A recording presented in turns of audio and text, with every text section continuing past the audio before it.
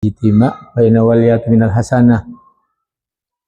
Si Abdul mendengar tausiah itu, kata Nabi Muhammad, lebih dekat itu lebih baik. Ada dua keuntungan, Pak. Pertama, Allah berikan kebaikan. Yang kedua, kekuatan kita itu nampak. Apalagi dengan terjadinya perang Israel dengan Iran sekarang, Pak. Nampak mana kekuatan kita dan mana kekuatan orang lain. Yang kedua, hadisnya yang diriwayatkan oleh Aisyah, inni raja'tu fa inna waliyahtu minal ijtima waliyahtu minal yakhud. Kata Aisyah, aku menengok Rasulullah bersama para sahabat ketika dia berdiskusi, berdialog. Lutut Nabi itu seakan-akan ketemu dengan lutut para sahabat. Itu sebetulnya.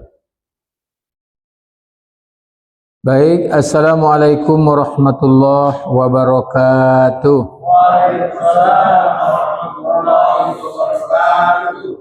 Alhamdulillahi rabbil alamin, wassalatu wassalamu ala asyrafil anbiya'i wal mursalin wa ala alihi wa sahbihi rasulillahi ajma'in, amma ba'du. Faqala Allah ta'ala fil Qur'anil Karim, bismillahirrahmanirrahim. Inna iddatus syuhur indallah ash'atu asyara syahran.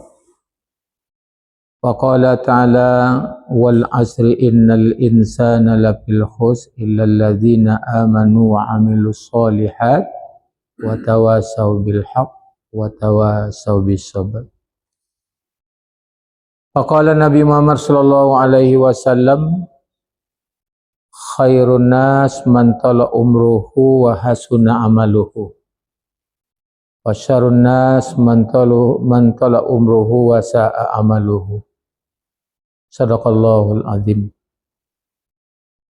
Bapak-bapak, ibu-ibu, hadirin jamaah yang berbahagia, mengawali pertemuan dan perjumpaan kita maghrib menjelang isya ini, marilah kita senantiasa bersyukur dan berterima kasih atas rahmat dan nikmat yang telah diberikan oleh Allah Subhanahu wa taala kepada hamba-Nya. Bapak Ibu hadirin yang berbahagia, ketika Allah memberikan nikmat, permintaan Allah kepada hamba-Nya dua saja. Kira-kira siapa yang bisa memberikan apa, Pak, tanggapan? Dua cuma permintaan Allah kepada hamba-Nya. Mengabdi,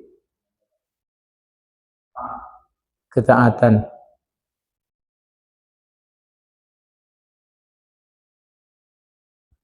Kira-kira apa?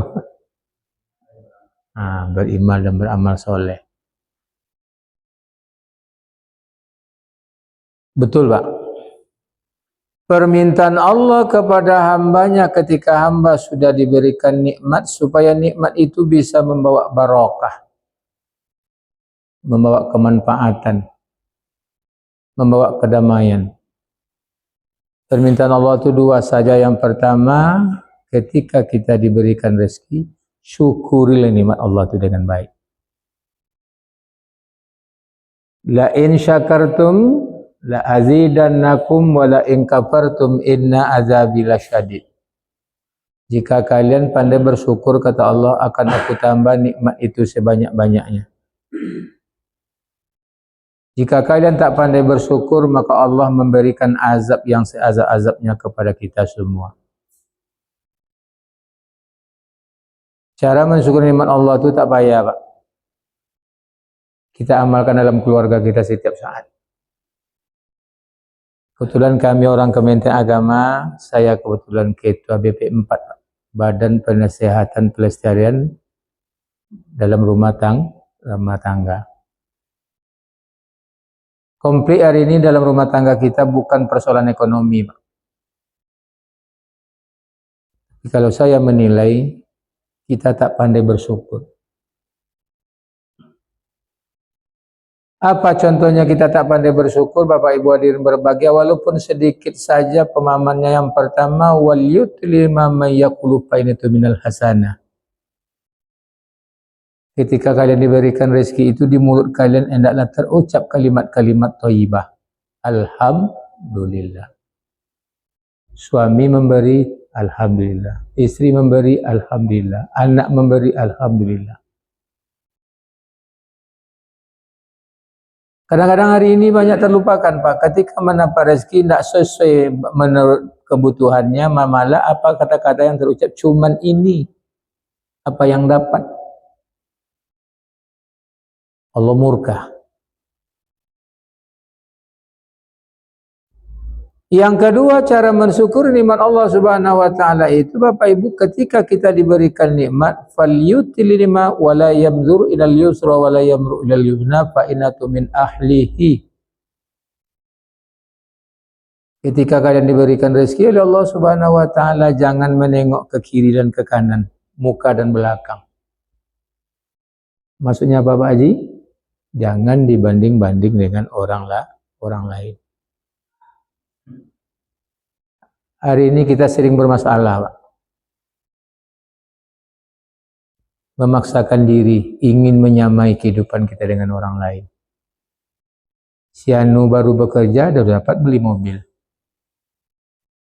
Si Anu baru setahun 2 tahun, sudah dapat beli ini dan itu. Tidak perlu dibandingkan, Pak. Nikmati aja pendapat. Karena rezeki itu tidak pernah tertukar. Tidak ada sampai hari ini rezeki itu tertukar, Pak. Pernah dia akan tertukar. Allah memberikan rezeki sesuai dengan kadarnya kita masing-masing. Kalau kita kan mengukur rezeki itu kan banyak aja, Pak.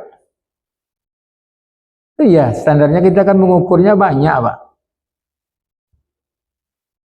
Makanya Nabi tidak satu pun doa Nabi setelah dikaji orang, tidak satu pun Nabi meminta dalam doanya, berilah kami rezeki yang banyak. Tapi Nabi meminta cukupkan. 1 juta cukup juga. 2 juta pun cukup juga. Jadi cara mensyukur ini, Pak, jangan dibandingkan dengan orang lain. Kalau bahasa kami orang Melayu asli Dumai, makanan pipit diberikan ke pipit, makanan enggang diberikan ke burung enggang. Pipit itu burung padi itu kecil, Pak. Kalau enggang itu kan terbang kalau musim panas kan besar tuh. Pelatuknya besar. Itu tidak sama makanannya dengan burung lain, Pak. Yang berikutnya, Bapak Ibu hadirin yang berbahagia, cara mensyukur nikmat Allah Subhanahu wa taala seperti apa dikatakan oleh Bapak ini, bahwa di balik harta yang kita miliki itu, Pak, tidak kita punya semuanya. Ada hak orang lain. Infak, sedekah, hadiah, hibah, zakat apabila sudah sampai nisab. Makin banyak kita berbagi, makin banyak rezeki. Itu pasti itu, Pak. Saya mau ke sini tadi ini, Pak, membeli agak terlambat, pas azan saya baru nyampe sini kan, pas tengah azan. Saya tadi membeli minyak apa dulu, pertalit kan, isi mobil, karena besok pagi ada acara. Saya tengok orang tuh, dikatakan kenal, tidak juga kenal, tapi pernah bersuara rasanya. Dia kencang, dia cepat, Pak, ke apa? Dia keluar, mau kemana, Pak Ustaz? Saya mau ceramah. Alih-alih bensin yang 220 dibayarnya. Itu, Pak, demi Allah itu, Pak, menjam maghrib ini. Apa yang saya rasakan, kebaikan kita berikan. Rupanya pernah saya menikahkan dia, rupanya, Pak. Saya kan lamanya di KUA dulu di sini. Itu aja sangkut pautnya, Pak. Saya tidak ingat lagi, wallah, tak ingat lagi, Bapak. Cuma kebaikan itu aja yang saya berikan. Menikahkannya dia supaya tak lupa. Jadi marilah kita berbuat baik. Yang kedua, Bapak Ibu hadirin yang berbahagia, apa permintaan Allah kepada hambanya ketika hamba sudah diberikan nikmat? Tolong baca surah Al-Bayyinah ayat 5. Itu dasarnya. Ada yang bisa membacakan soal Bayyinah ayat 5? Silakan masuk Pak Haji. Ini kami sama-sama baru pulang nih Pak. Sama baru pulang. Silakan Pak Haji. Itu dia.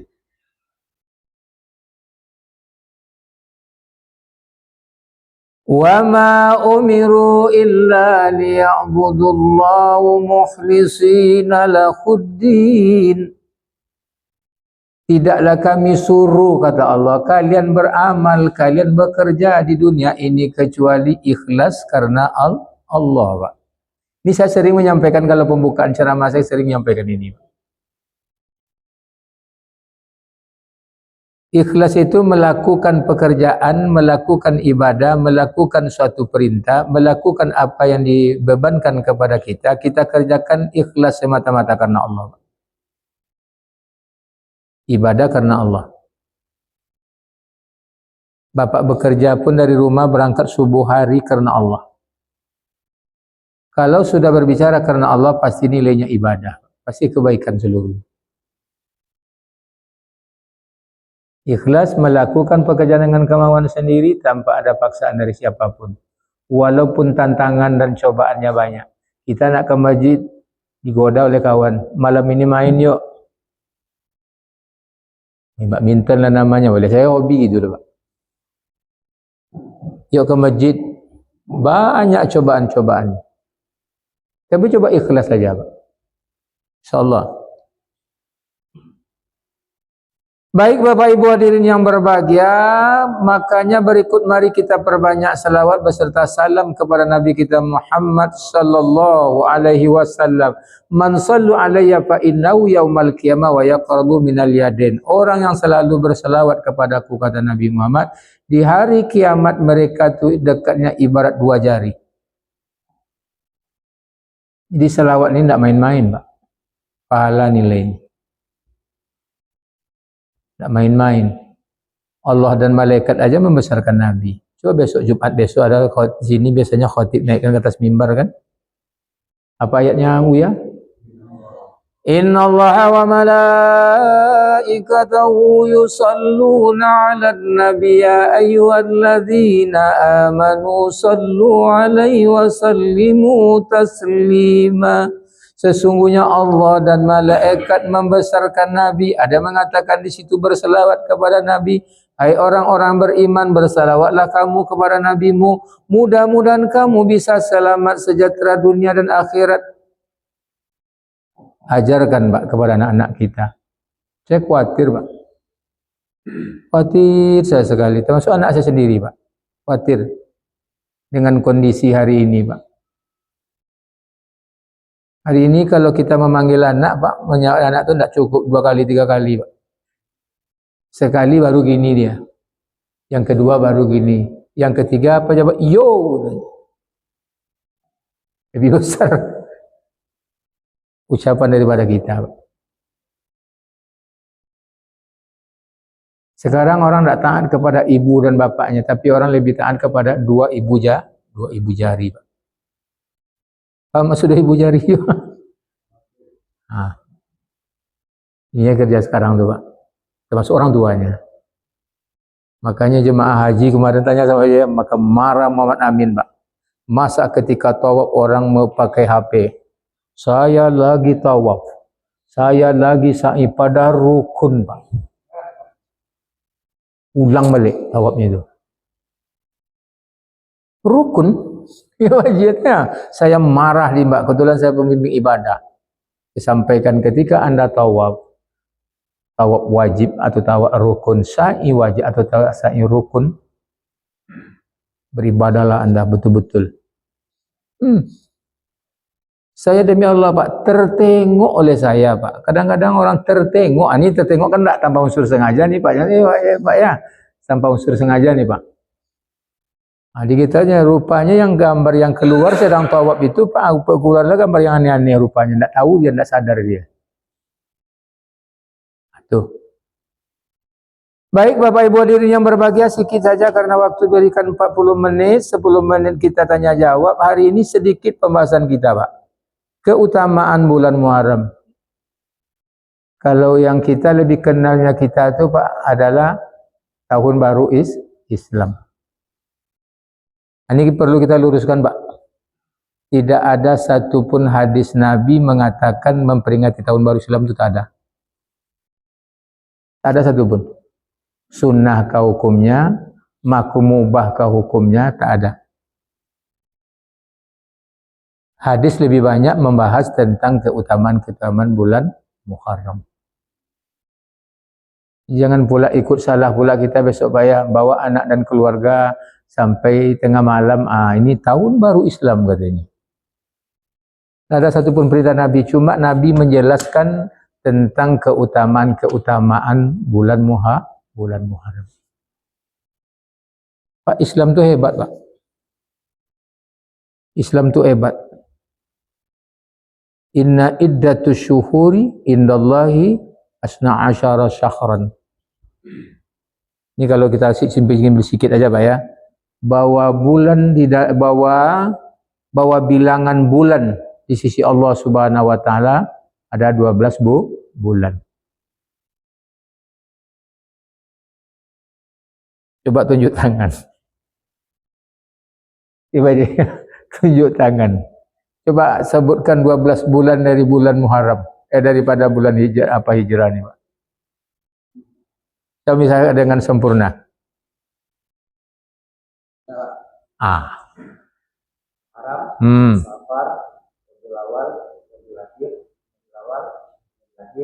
Rajab, Sya'ban, Syawal.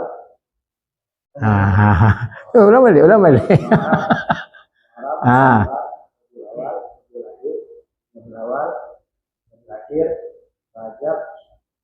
Sya'ban, Ramadan, Zulqa'dah, Zulhijjah. Ada yang mau coba sekali lagi Pak? Jangan sampai kita tidak tahu Pak. Kita yang tahunya Januari, Februari, Maret, April, Mei, Juni, Juli kan, Agustus, September, Oktober, November, Desember. Kan itu yang kita lebih populernya Pak. Jangan sampai enggak tahu kita. Tahun baru yang hitungan bulan kita itu ternyata juga oleh Nabi. Kesepakatan para ulama itu bahwa bulan pertama itu adalah Muharram. Ada lagi kata Nabi Muhammad ada 4 bulan yang diharamkan. Maksud bulan diharam itu bukan tak boleh ibadah, berperang tak boleh, ribut-ribut tak boleh, mencaci maki tak boleh. Begitu tuh Pak. Bulan-bulan itu maknanya hikmah di dalamnya itu salah satunya bulan Zulqa'dah, Zulhijjah, Muharram dan Rajab. Sepakat para ulama itu Pak. Maka di bulan-bulan itu banyak hadis Nabi mengatakan afdhalus siyamu ba'dur Ramadan syahrul haram. Maka kata Nabi Muhammad seabdal puasa setelah bulan Ramadan itu adalah puasa di bulan Muharram. Apa manfaat puasa Pak? Salah satu di bulan Muharram ini kita terlepas di Ramadan ya, di bulan Muharram ini apa manfaatnya Pak? Kita harus tahu Pak.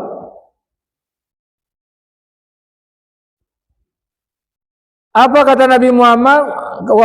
Kata Nabi Muhammad sallallahu alaihi wasallam, "May'adu fi syahril haram wal yatu fa innahu minaz-zunubi." Ketika kita berpuasa di satu hari saja, kata Nabi Muhammad sallallahu alaihi wasallam, maka Allah akan melunakkan hati seorang hamba. Hatinya yang keras selama ini, hatinya yang bebel selama ini Pak, hatinya yang pemalas, hatinya yang tak mau berbuat kebaikan, coba dilembutkan dengan ibadah puasa sunnah Pak.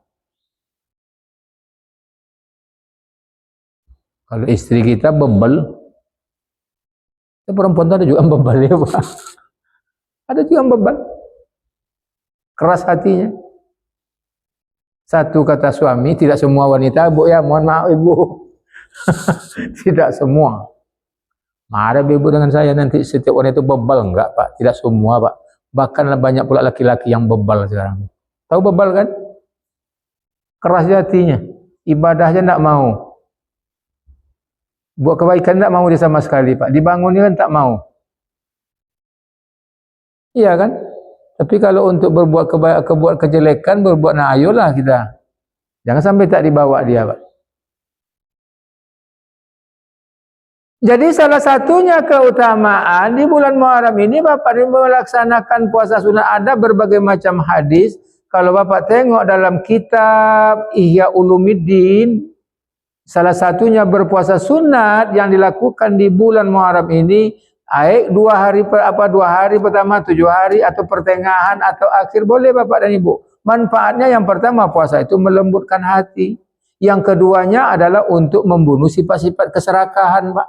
Makanya orang-orang tua itu dulu Pak biasa-biasa aja amalnya, tengok Pak. Tak ada istimewa Pak. Sekolahnya biasa ya Pak dia. Tapi kok hatinya kok cemerlang, kok hatinya lembut, kok hatinya penyayang orangnya Pak. Awet aja wajahnya terus. Lambat tuanya Pak. Orang tua saya dulu 86 tahun dia meninggal dunia itu Pak. Tak pernah dia menurut pengetahuan saya Pak. Wallah. Apa waktu itu yang namanya sakit parah itu, apalagi demam 1 hari 2 hari itu biasa lah, namanya orang tua kan. Di titik terakhir nih pula dia demam. Dulu nggak ada Pak, dia bekerja. Dia pokok waktu itu terpakai, waktu itu digunakan dia untuk mengolah untuk kebaikan. Kebaikan untuk anak-anaknya, kebaikan untuk masyarakat, dan kebaikan untuk kehidupan masa depan anak-anaknya. Ada orang tua istirahat Pak. Ada istirahat. Puasa sunat sering buat tengok. Nah, cobalah dilatih kalau kita puasa Senin Kamis. Melembutkan hati dan membunuh sifat-sifat yang tak baik dalam diri kita, Pak. Itu puasa itu. Nah, coba di dalam bulan Muharram ini. Itu yang kita lakukan. Memperbaiki diri. Karena kita sudah memasuki 1 tahun. Nah, coba perbaiki diri Pak. Allah coba tengok nanti ya, tengok di sekarang ini boleh ditengok di dalam surat An-Nisa ayat 100. Coba tengok, bacakan. Saya hafal. Dasarnya kajian hijrah ini Pak. Nah, coba tengok di surat An-Nisa ayat 100. Coba sedikit. Bacakan. Wa may yuhajir.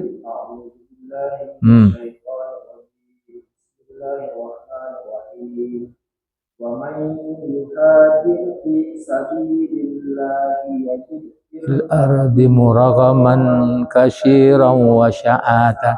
Stop.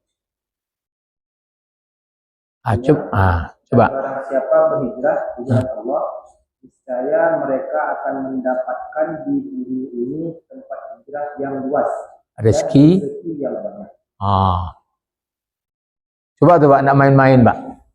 Wa may yuhajir fi sabilillahi yajid fil ardi muragaman katsiran wa sa'atan. Barang siapa, ini Pak, karena kita akan memasuki tahun baru ini Bapak Ibu hadirin yang berbahagia, 1 Muharram, apa yang harus kita lakukan di bulan Muharram itu? Salah satunya puasa sunat, yang kedua adalah hijrah. Saya dulu pernah di sini nyampaikan Pak, hijrah itu ada maknanya 5. Ditengok dalam tafsir tadi saya tengok coba di kantor, ada makna dalam 5 tafsir yang terkenal Pak. Tafsir Syekh Al-Marawi, kalau tafsir Indonesia karangan Buya Hamka, tafsir Al-Azhar atau karangan Quraisy Al-Misbah. Dalam tafsir yang untuk standarnya untuk lebih besarnya lagi banyak Pak, Tamzil Api Zilalil Quran karangan Said Qutb. Itu Pak, bahwa makna hijrah itu ada maknanya 5. Yang pertama, hijrah itu maknanya berpindah. Berpindah dari satu tempat ke tempat yang lain. Maksudnya berpindah dari yang jelek, berpindah kepada yang baik. Harus hijrah kita Pak, harus berpindah kita. Kalau tidak rugi kita udah 1 tahun umur kita bertambah nih Pak. Tapi kalau tidak ada semacamnya hijrah kita tahun ini, rugi kita. 1. Yang kedua, makna hijrah itu adalah bergerak. Jangan pemalas Pak. Tidak bisa kita bermalas diri ini Bapak dan Ibu. Harus kita bergerak Pak. Makanya ilmu berpindah dan bergerak ini lebih banyak diamalkan oleh orang-orang yang bukan dengan seakidah dengan kita Pak. Berpindah, bergerak. Yang ketiga, hijrah itu maknanya berubah. 4, hijrah itu maknanya mengalir. Dan yang keempat adalah hijrah itu maknanya apa Bapak Ibu hadirin yang berbahagia? Adalah merontokkan. Yang selama ini yang ibarat dirontokkan harus dibuang dia Pak. Selama ini apa membuat masalah harus yang keras-keras itu buanglah itu cepat, hati yang membeku, hati yang tidak pemaaf, hati yang suka pendendam, hati yang suka cemburu, hati yang suka menengok orang lain senang Pak. Buanglah itu, tidak ada guna Pak. Kalau tidak percaya Bapak, kalau orang hatinya tidak pernah dibersihkan daripada penyakit hati, pikirannya tidak pernah dibersihkan daripada suuzon saja dalam hidupnya Pak, tidak pernah dia husnuzon atau lebuang Pak, umurnya akan pendek itu Pak. Dia Pak cepat mati. Mati akibat rezeki. Orang tak mau berkawan dengannya. Betul tidak Pak? Jadi rezeki itu jangan diukur dengan ekonomi saja, pertolongan orang juga rezeki, orang berperhatian kepada kita rezeki, orang pun juga beranimo baik kepada kita pun juga rezeki. Mari kita rubah Pak. Ya Pak Imam ya, rubah. Nah, kalau kita janji Allah Subhanahu wa taala dalam Al-Qur'an Pak, barang siapa yang mau hijrah, coba. Barang siapa yang mau berpindah, barang siapa mau berubah, barang siapa mau siapa mau merontokkan kebaikannya untuk lebih baik ke depan itu Pak, ada dua janji Allah Pak. Yang pertama, Allah akan melapangkan rezekinya di bumi bahwa Allah akan memberikan kelapangan rezeki dan kelapangan hidup. Jadi tidak ada yang susah Pak.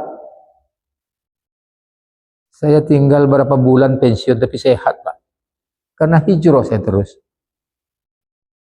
Ya kan Pak ya, hijrah. Kalau tidak hijrah kita payah kita ini. Oke.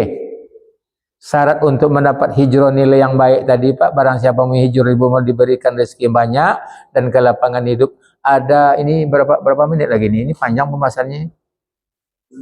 10 menit lagi?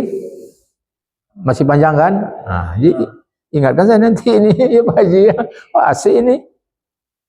Oke. Untuk mendapatkan rezeki yang banyak itu, kalau Bapak, kira-kira Pak Haji, apa yang Bapak Haji lakukan?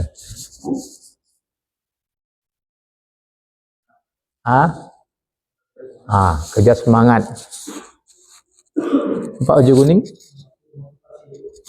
Harus memotivasi hidup ya kan? Sering-seringlah baca buku Ginanjar kan?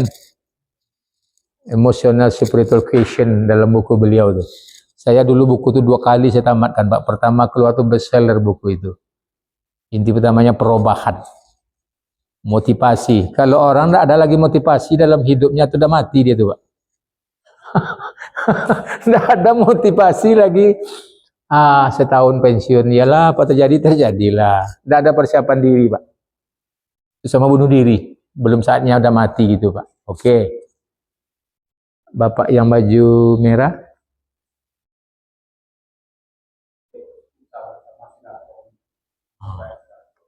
Berpikir positif dan berpikiran saya memperbanyak silaturahmi itu bagus tuh Pak.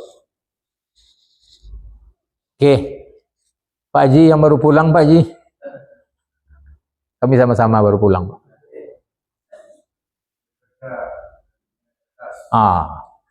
Bekerja dengan cerdas ditambah bekerja dengan ikhlas.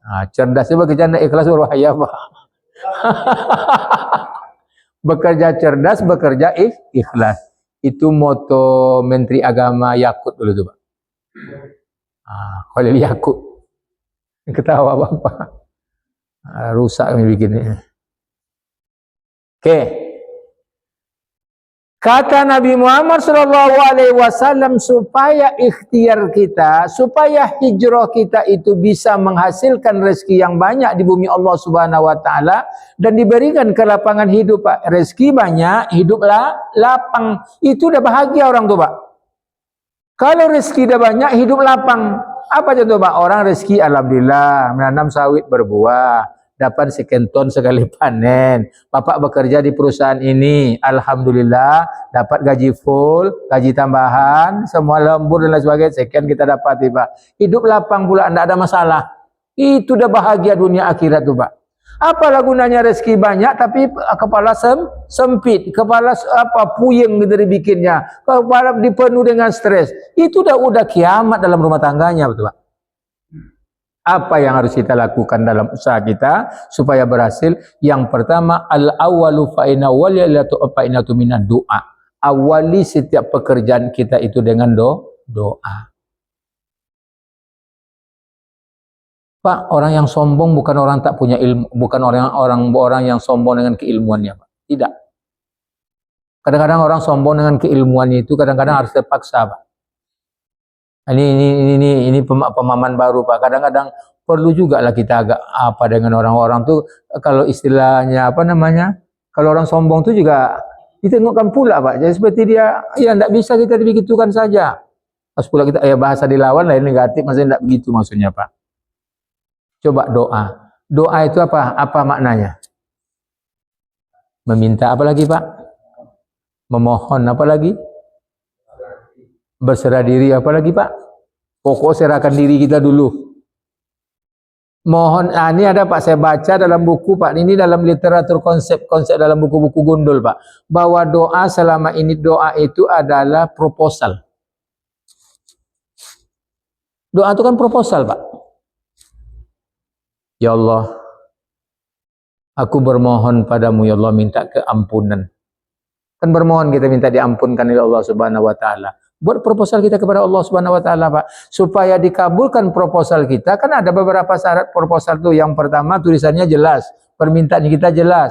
Yang kedua, mudah dipahami. Yang ketiganya, menyenangkan ketika kita memberikan proposal itu, Pak. Dan yang keempat adalah apa yang kita perbuat ini, apa yang kita mohonkan dalam proposal kita ini sesuai dengan kemampuan dan keahlian yang kita miliki, Pak. Kita bermohon kepada Allah Subhanahu wa ta'ala. Pada dasar ayatnya, iza sa'alaka ibadi adni fa inni qarib ujibu da'watad da'i falyastajibuli. Ya Muhammad, apabila orang bertanya kepada aku bahwa aku itu dekat, kata Allah, jika mereka meminta, jika mereka bermohon kepadaku, kata Allah, maka kabulkan dulu permintaanku, kata Allah Subhanahu wa taala. Awak bermohon kepada Allah, Pak, tapi ingkar.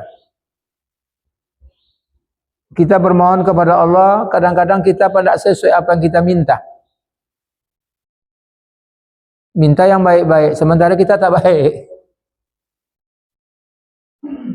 Coba awali setiap pekerjaan, Pak. Setiap yang Bapak langkahkan, kemanapun Bapak berangkat, diawali pekerjaan itu dengan doa.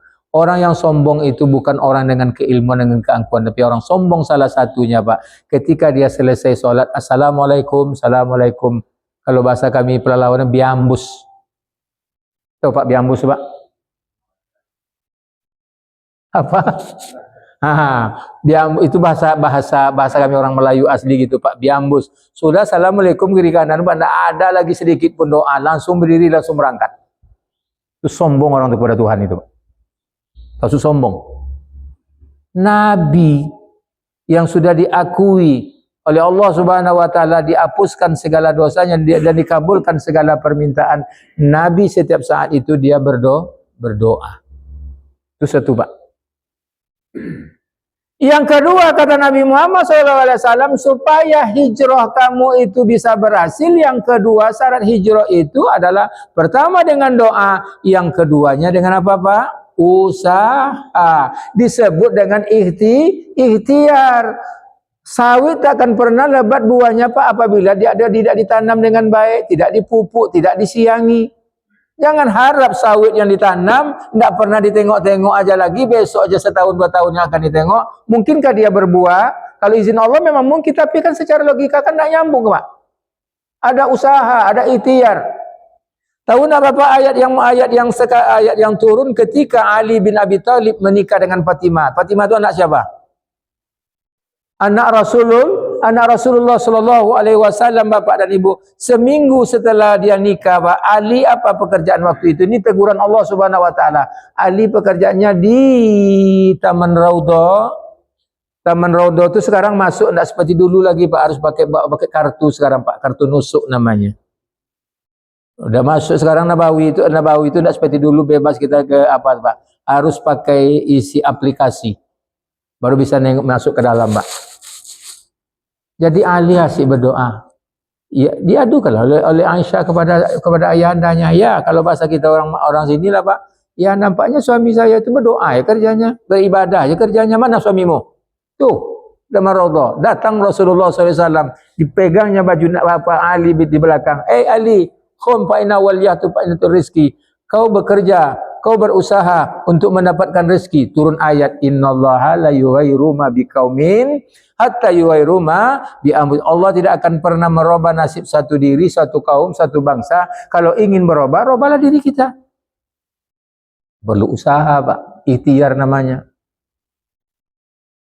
Ikhtiar.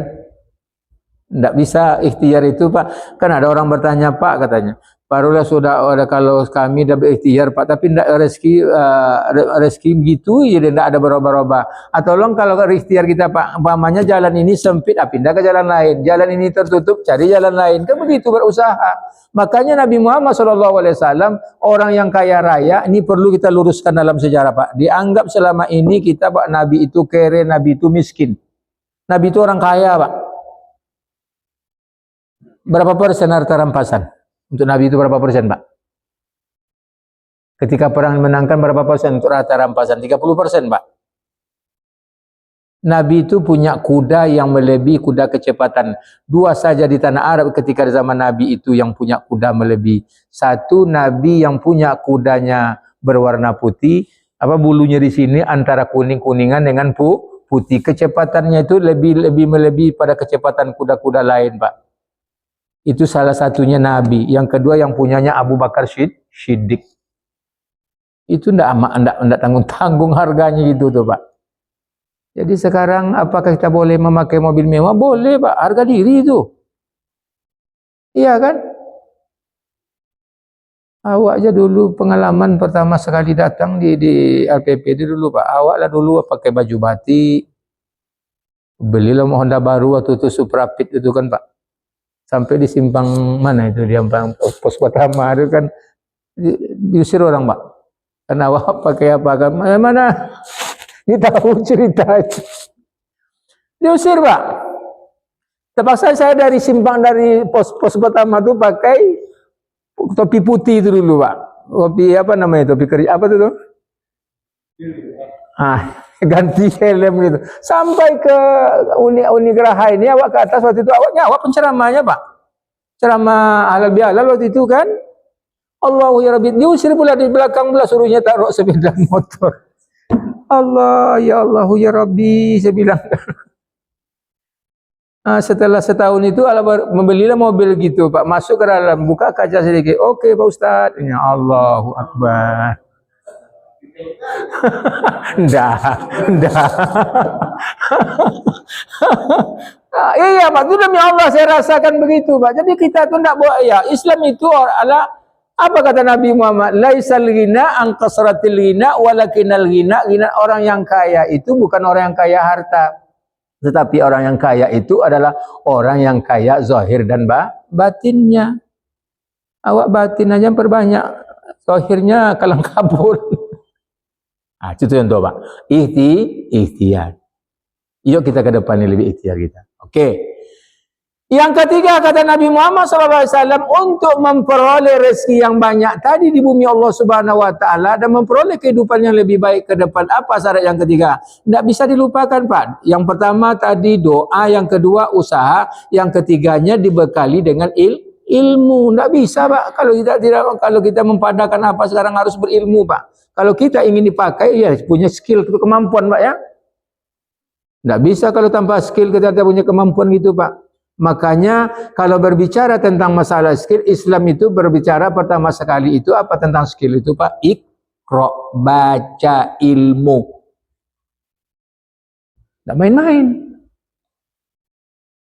Makanya kita dulu kan dalam hidup ini Pak mempadakan apa yang ada. Ya kalau ada, alhamdulillah. Kalau tidak ya sudahlah. Itu pasrah yang salah pasang itu. Perlu ada ilmu skill. Kemampuan kita ke depan Pak. Dan yang terakhir. Setelah doa, usaha, ya ilmu atau skill itu tadi Pak. Yang keempat apa kata Nabi Muhammad SAW? Supaya kita hidup di dunia ini Pak tidak bisa terlepas dari orang lain Pak. Bapak bekerja di perusahaan berapa lama Pak? 28 tahun. Saya di Kementerian Agama udah hampir 30 tahun Pak. Lama di sore sana dulu. Udah 29 tahun Pak. 29 saya. Pas tahun ini besok udah habis masanya gitu Pak. Habis masanya. Apa Pak yang saya bilang itu tadi? Doa, usaha, ilmu. Apa kunci yang keempat Pak? Taqarrabu ilallah wa taqarrabu ilan nas. Supaya hasil kita bisa maksimal dalam kehidupan kita ini dalam perabaan tahun ini Bapak dan Ibu. Kita yang syarat yang keempatnya itu adalah taqarrabu ilan nas. Dekat kita dengan manusia Pak. Apa janji yang seperti kata tadi? Makin banyak kita bergaul, makin banyak kita berdiskusi, makin baik hablu minan nas kita dengan orang lain Pak. Jangan diukur rezeki itu dengan orang lain dengan pemberian ini saja Pak. Betul atau tidak tuh? Tapi apa kata Nabi Muhammad? Laisal muwasil bil mukafi walakinal muwasil antasilu man qata'aka. Tidaklah dinamakan silaturahmi itu pemberian saja, tidaklah dinamakan silaturahmi apabila sudah datang dari rumah seorang ke rumah seorang, tidaklah dinamakan silaturahmi itu apabila seseorang sudah apa Pak? Sudah menyalami kita, diberi menyalami itu belum, tapi walakinal muwasil antasilu man qata. Hakikat silaturahmi yang akan diberikan rezeki dari Allah Subhanahu wa taala adalah menyambung terus sesuatu yang putus kita sambung Pak. Ini kenal dengan orang tak Pak. Rumah sudah pulang kerja ditutup aja Pak. Tetangga tidak pernah ditengok. Pada tetangga itu pagi ini membawa sanjai dari Sumatera Barat. Pok jange. Saya hari ini pulang tadi Pak, sore di rumah ada aja tetangga saya tadi pulang dari Pasaman. Bawa salak dia tadi Pak, sama kue bika itu. Antaranya ke rumah kan. Alhamdulillah Bu, padahal awak berikan selama ini tidak seberapa gitu loh Pak. Tapi nilai apa tadi kue tadi itu karena bersilaturahmi. Pak, jadi seringlah berbagi dengan orang lain. Karena berbagi dengan orang lain, satu jalan mendekatkan kita dengan rezeki kita, satu jalan mendekatkan kita kepada Allah. Nah, kadang-kadang Pak, walaupun orang tidak memberikan ini kepada kita, tapi pikiran diberikan sama kita, solusi yang diberikan sama kita, tip-tip yang baik. Hanya ini bahasa-bahasa Bapak tadi itu kan luar biasa itu Pak. Bahasa-bahasa Bapak tadi itu kan luar biasa. Saya rekam dalam otak saya itu Pak.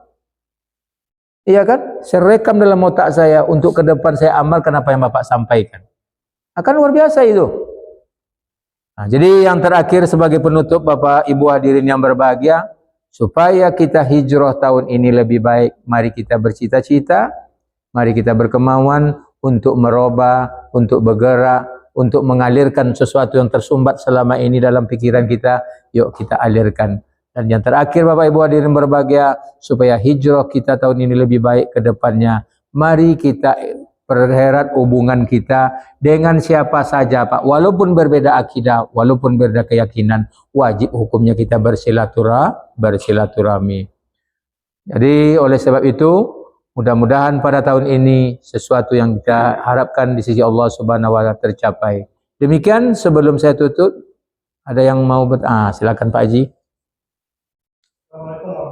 Iya. Pakai itu Pak Haji. Terkait masalah rezeki tadi Pak Ustadz, di pembahasan pertama, jangan kita membanding-bandingkan rezeki kita dengan orang lain. Iya. Karena rezeki itu takkan pernah tertukar. Iya.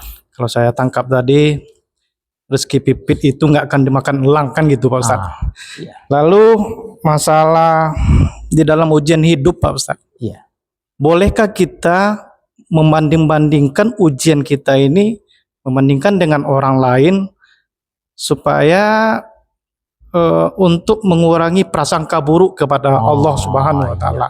Iya. Karena terus terang saja Pak Ustadz, kadang-kadang di saat kita mempunyai ujian yang sangat berat, terlintas di pikiran itu, ya Allah, kok nggak adil engkau ya Allah, kan gitu. Itu udah Begitu puncaknya, kita Pak, ya. bandingkan dengan orang Iya, lain betul. yang Iya. dapat ujian lebih berat, datang rasa, oh rasanya belum apa-apa saya dibandingkan orang lain gitu. Iya. Sekian, terima kasih Ustaz. Oke, jadi ada tiga pertanyaan dijawab dengan singkat saja, Pak. Kata Nabi Muhammad SAW, saya bacakan tadi, janganlah engkau menengok ke kiri dan ke kanan, muka dan belakang. Maksudnya begini, kita dalam hidup ini, Pak, kadang-kadang kita sering hanyut dengan kehidupan kita. Kita sering membanding-bandingkan kehidupan kita dengan orang lain. Apa contohnya? Orang ketika mempunyai ini, dia mempunyai ini, kita ingin mempunyai ini. Itu positif nilainya, Pak. Maksud itu kan masih positif tuh. Yang negatifnya kadang-kadang ketika kita ingin menyamakan kehidupan kita dengan orang lain, kita tidak seberapa kemampuan yang kita miliki. Kemampuan yang kita miliki, kita nak samakan dengan orang lain. Dia mewah, kita ingin mewah pula. Dia mendapat mobil, kita ingin mendapat mobil. Saya sering dalam ceramah, Pak, apalah guna mobil yang mewah tapi penuh dengan utang piutang, dia bilang. Biarlah kita standar mobil biasa, tapi adalah yang penting, apa ceramah Pak Ustadz dulu? Yang penting cash. Nah, kan begitu. Satu, Pak, ya. Jadi maksudnya dibanding-banding ke orang itu lebih negatif. Itu tak boleh. Berbahaya itu, Pak. Akhirnya apa, kalau bahasa saya di kantor itu, kalau sudah saya membanding-bandingkan pegawai itu, Pak, mohon maaf, Pak, pegawai kami itu sudah banyak stres, Pak. Saya katakan begitu, HP-nya sampai 3 HP Samsung. Kalau berbisnis dia tidak apa-apa lah, Pak. Ini tidak. Dipinjamnya uang ke bank habis dengan untuk dunianya saja. Tapi kalau dia pinjam uang ke bank, Muhammad Amin tanda tangani, dia menggunakan uang itu dengan baik, dia belinya kebun, dibuatnya rumah sewa, dibuatnya usaha. Itu kan lebih baik, Pak. Ini pinjaman mati. Ujung-ujungnya apa? Karena dia dianggap supaya dia mewah, supaya dianggap dia orang kaya. Tapi apa? Ancamannya apa, Bapak Ibu? Maka tak boleh membanding-banding masuk di situ tadi, Pak. Ancamannya apa? Buang bulanan anaknya, sekolah dan lain sebagainya, ada penutang piutang. Apa? Dampaknya bisa menghalalkan segala cara. Kalau sudah menghalalkan segala cara, duit tak ada, masuk kantor dia jarang, Pak. Kantor jarang lagi. Karena ingin menutupi kekurangannya tadi. Kantor tidak peduli dia lagi. Padahal duit negara itu, Pak. Duit negara itu. Tidak main-main. Nah, yang kedua, Pak. Memang kalau ujian yang diberikan oleh Allah Subhanahu wa Ta'ala, Pak, kadang-kadang ujian itu memang membuat kita harus bisa lebih belajar ke depannya gitu. Ya Allah, orang itu nampaknya Allah sekejapnya, ya Allah bekerjanya lebih berhasil daripada saya. Saya sudah 20 tahun, ya Allah bekerja segini-begini aja yang dapat aku berikan. Maka dijawab oleh laisal ghina an kasratil ghina walakinal ghina ghinana. Orang yang kaya itu, kata Nabi Muhammad, bukan orang yang banyak harta. Orang yang kaya itu bukan berbintang 3 dan sebagainya. Orang yang kaya itu bukan secara zahirnya nampak mewah, tetapi apa bahasa bijak Nabi? Walakinal ghina ghinana. Orang yang kaya itu adalah orang yang kaya jiwa, zahir dan batin. Apalah guna kaya tapi sering terganggu pemikiran kita. Mata tak mau tidur karena memikirkan dunia semata-mata. Yang kedua, Pak, bolehkah kita untuk mengambil pelajaran bagaimana orang itu lebih baik kepada kita? Tidak apa-apa, Pak, masalah itu wajib. Kenapa orang itu bisa berhasil? Saya dulu coba-coba nanam sawit awal-awal dulu, Pak. Tidak timbul-timbulnya. Orang sana asal kali lubang itu, Pak. Sudah kali lubang, isi tanah hitam. Sudah itu dibuka plastik apa itu. Langsung dibinjak-injak gitu, Pak. Tidak ada di sisi yang piringnya lagi dirawat, tidak apa lagi, Pak. Dari yang kita tanam, Pak. Ya Allah, nah, ya memang 1 batang 2 batang yang tumbuh. Rupanya berubah. Kenapa orang itu kok berhasil? Saya datangi ke rumahnya. Saya datangi perusahaannya kan, Pak, kenapa begini.